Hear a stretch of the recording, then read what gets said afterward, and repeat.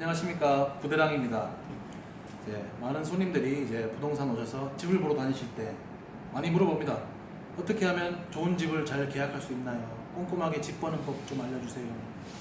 그런 분들을 위해서 이제 이 영상을 제작하게 되는데요.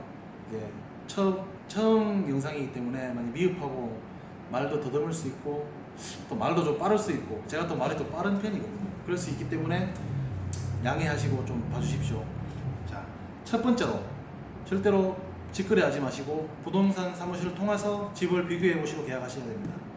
이제 수수료가 아까워서 이제 주인하고 직접 계약하고 싶어서 이제 원룸들을 막 찾아다닙니다. 혼자서 걸어서.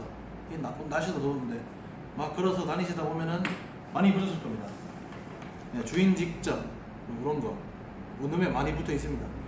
이런 게 이제 주인이 아니고 부동산입니다. 부동산이 이제 주인인 척하면서 붙여놓는 거거든요. 이제 관리인들 노란 팻말, 빨간 팻말 이런 것도 다 부동산이거든요. 그리고 어차피 다 부동산입니다. 그리고 이제 운 좋아서 이제 진짜 주인하고 미팅이 되는 경우도 있습니다. 컨택이 돼서 이제 주인하고 얘기를 하실 때 하시다 보면은 주인하고 직접 뭐 1대1로 계약하시게 되면은 계약서를 잘 안 씁니다. 뭐 월세는 얼마고 보증금 얼마고 뭐 몇 월 며칠부터 몇 월 며칠까지 이제 계약 기간을 하고 이게 계약을 하자 이렇게 하는 경우가 많거든요. 그렇게 하시게 되면은 문제가 없으면 다행인데 나중에 문제가 생겼을 때 이제 보증금을 날릴 수가 있어요. 보증금 날릴 수가 있고 진짜 나쁜 경우는 이제 뭐 뉴스에도 그런 사례가 많이 나오던데 주인이 아닌데 세입자가 주인인 척하고 계약을 합니다. 그 다음에 보증금 들고 도망가고 그런 경우도 많습니다. 그렇게 하시면은 재산적으로 큰 손실을 보기 때문에 이제 부동산에 가셔서 이제 뭐 등기도 떼보고 뭐 토지 등도 확인하시고 소유주 확인하시고 정상적인 계약서를 써서 특약도 하나하나 다 작성하시고 그렇게 계약을 하셔야 이제 뭐 재산도 보호되고 이제 뭐 깔끔한 계약이 될 수 있겠습니다. 자, 그리고 뭐 보통 사람들이 이제 이런 생각을 1년 살 건데 월세인데 뭐 어때? 절대로 아니라 생각 안 됩니다. 이렇게 무조건 부동산 통해서 계약을 하셔야 됩니다. 자, 그럼 이제 둘째, 예산을 솔직하게 오픈하지 말라. 자, 처음에 가면 이제 부동산 가면은 많이 물어보십니다. 대충 금액 얼마 예상하세요? 뭐 얼마짜리 찾으세요? 많이 물어보시거든요. 그때 이제 뭐 예를 들어서 뭐 저는 200에 35짜리 찾으러 왔습니다. 200에 35짜리 방 있습니까? 이렇게 물어보신단 말이에요.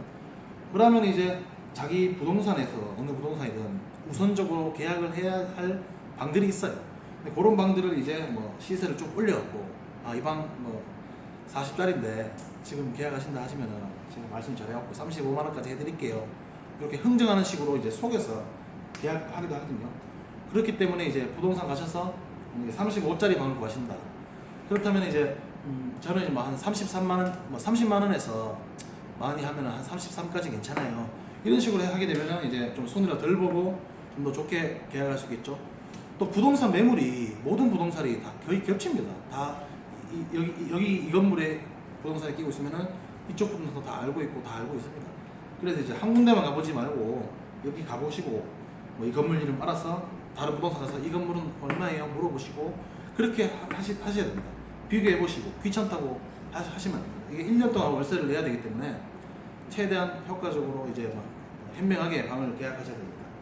자, 그리고 셋째, 이제 현혹되지 마라. 유명한 영화 대사인데 절대로 현혹되면 안 됩니다. 이게 원룸 하는 사람들이 가장 많이 쓰는 방법인데 이제 일명 눈 키우기라고. 눈 키우기. 이제 예를 들면 이제 중개인들이랑 방을 보러 가시게 되면은 이제 보통 이제 뭐 세 군데 네 군데 이렇게 돌아가십니다. 뭐 세 군데로 가정하시고 이제 뭐 예상 금액이 뭐 200에 33만 원짜리다. 저는 200에 33만 원짜리 방을 구하러 왔습니다. 이렇게 말하면 이제 예를 들어서 뭐 A, B, C라는 방이 있는데 A는 예를 들어서 뭐 300에 40짜리 방이고 B는 200에 35짜리 방이고 C는 200에 3짜리 방입니다. 그럼 당연히 A는 진짜 좋겠죠, 집이. 금액이 더 비싸니까. A는 진짜 좋은 집을 구해놓고 B는 이제 좀 평범하지만 나쁘지 않은 집을 구해놓고 C는 조금 상대적으로 딸리는 집을 가격을 조금 올려서 끼워 놓습니다. 그렇게 해서 이제 미팅을 하는데 첫 번째로 이제 어떻게 방을 보여주냐면 B, C, A 순으로 보입니다. 예를 무슨 말이냐면 B를 방을 보고 좀 괜찮은 방 보고 C를 봅니다. C를 보면은 상대적으로 B를 봤기 때문에 여기는 방이 별로다. 금액 비슷한데 왜 이렇게 이 방은 별로지? B가 더 낫네. 다음에 다음 집 이제 A를 보게 되면 A는 이제 우와 진짜 좋은데 너무 비싸다. 내 예산보다 오버됐다. 그렇게 할 때 이제 B나 A나 둘 중에 하나 되는데 아, A가 더 좋아 보인다. 하지만 B가 낫겠네 이러면서 B를 많이 계약을 하죠. 근데 여기서 또 작전을 하나 가는 게 A라는 집을 이제 제가 건물 주인이랑 얘기해서 보증금 한 200까지 낮춰보겠습니다. 하신다 그러면은 200에 40까지 한 맞춰보겠습니다. 이렇게 말하면은 사람이 또 현혹되거든요. 아 진짜요? 아 200이면 할만한데 자 33에서 좀 추가돼도 40대도 할만한데 이렇게 너무 현혹되거든요.